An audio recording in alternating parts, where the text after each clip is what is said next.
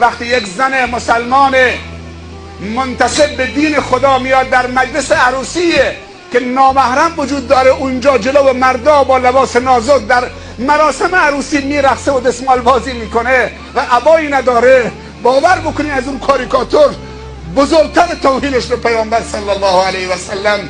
چرا زنهای مسلمان از خدا نمیترسن؟ چرا مردها غیرتهاشون کم شده؟ چرا مردها احساس دینیشون ضعیف شده؟ به چی دل خوش کردن؟ به مال و منال دنیا، به پست و مقام دنیا، به اندام شیک و کشیده، به صورت زیبا. تن آدمی شریف است به جان آدمیت، نه همین لباس زیباست نشان آدمیت. از یک نقطه باید ما و شما شروع بکنیم، همه مسائل رو از دین و دینداری بخواهیم.